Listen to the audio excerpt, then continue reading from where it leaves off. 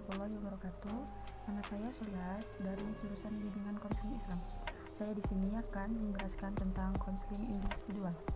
Yang pertama yaitu pengertian konseling individual, di mana konseling individual ini merupakan suatu proses layanan konseling yang dilakukan oleh seorang konselor dengan konseli atau proses interaktif yang dilakukan oleh seorang guru bimbingan dengan peserta didik yang mengarahkan pada perubahan perilaku, konstruksi pribadi, kemampuan mengatasi hidup sendiri ataupun situasi hidupnya, dan keterampilan membuat keputusan.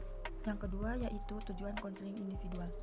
Tujuan konseling individual yaitu memfasilitasi peserta didik atau konseli melakukan perubahan perilaku, mengkonstruksi pikiran, mengembangkan kemampuan, mengatasi situasi kehidupan, membuat keputusan yang bermakna bagi dirinya, dan berkomitmen untuk mewujudkan keputusan dengan penuh tanggung jawab dalam kehidupannya. Yang ketiga yaitu tahapan-tahapan konseling individual. Di antaranya yang pertama yaitu tahapan persiapan, yang kedua yaitu tahap awal atau penerimaan, yang ketiga yaitu tahap eksplorasi masalah, yang keempat yaitu tahap mempersonalisasi masalah, yang keempat yaitu tahap mengembangkan inisiatif, yang keenam yaitu tahap mengakhiri konseling. Tahap persiapan, di mana konseling dengan konselornya harus mempersiapkan untuk melakukan konseling individual tersebut. Yang selanjutnya yaitu tahap awal atau tahap penerimaan, di mana konseling ini dilakukan dengan seorang konselor dengan konseli di dalam suatu ruangan, di mana seorang konselor harus bisa memikat seorang konseli ini dengan melakukan konseli secara nyaman dan baik, dan seorang konselor memberikan informasi ataupun memberikan lebih jelas lagi tentang konseling individual atau memperluas kembali kepada tentang konseling individual ini. Seorang konselor juga memberikan informasi tentang etika konseling individual, tujuan konseling individual, ataupun asas-asas konseling individual, dan memberikan data-data informasi yang ada pada konseli ataupun konselor yang ada di dalam ruangan bimbingan konseling individual tersebut. Yang selanjutnya tahap eksplorasi masalah. Di antaranya mengajak terbuka, seorang konselor mengajak konselinya untuk lebih memperluas informasi permasalahan, pertanyaan terbuka dari seorang konselor, mendengarkan secara akurat, mengikuti pokok-pokok pembicaraan. Seorang konselor juga memberikan dorongan minimal, merespon isi, merespon perasaan, dan merespon arti, di mana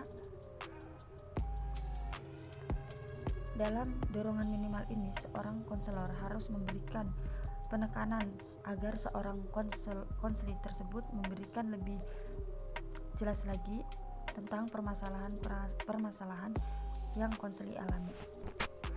Yang selanjutnya yaitu tahap mempersonalisasi masalah, di mana tahap ini ialah tahap transisi dari masalah-masalah yang terungkap menuju pengembangan inisiatif atau sebelum menentukan program apa yang dijalani untuk mengikuti latihan dalam penyelesaian masalah yang dihadapi oleh kliennya.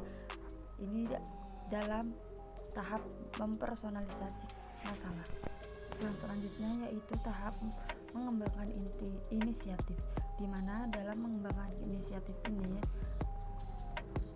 harus menetapkan tujuan atau memecahkan masalah dari seorang kliennya tersendiri, mengembangkan program atau membuat program yang akan dilakukan oleh seorang konseling tersebut, dan merencanakan jadwal ataupun memecahkan masalah kapan akan dilaksanakan oleh konseli tersebut. Yang selanjutnya itu memberikan penguatan dan mempersonalisasikan langkah-langkah.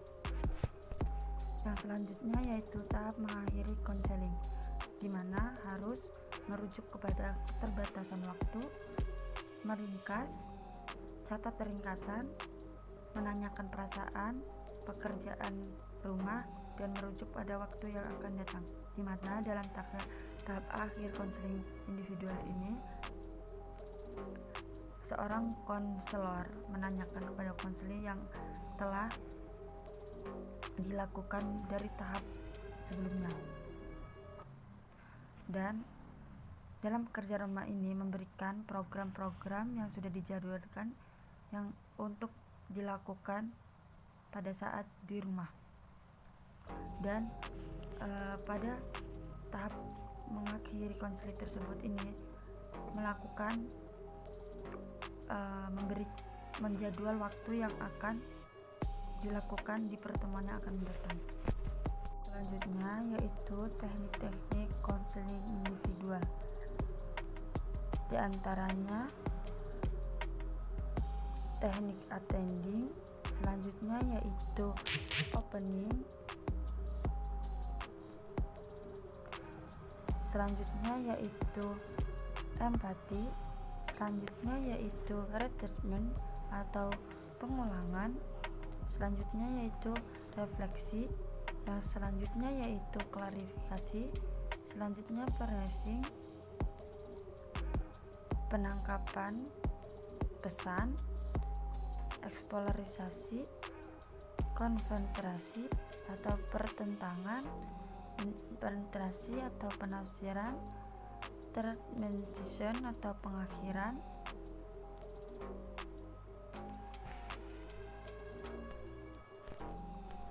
yang selanjutnya yaitu pendekatan dalam konseling individual. Yang pertama yaitu pendekatan psikoanalisis, pendekatan eksistensial humanitis, yang ketiga yaitu pendekatan behavioristik, yang keempat yaitu pendekatan gestalt, yang kelima yaitu pendekatan centered, yang keenam yaitu pendekatan preventif, yang ketujuh yaitu pendekatan kognitif, yang kedelapan yaitu pendekatan developmental, yang kesembilan yaitu pendekatan vitro, yang kesepuluh yaitu pendekatan tradisional. Itu saja yang dapat saya sampaikan, kurang lebihnya mohon maaf apabila ada kata-kata yang belum jelas ataupun kurang berkenan. Wabillahi taufiq wal hidayah. Wassalamualaikum warahmatullahi wabarakatuh.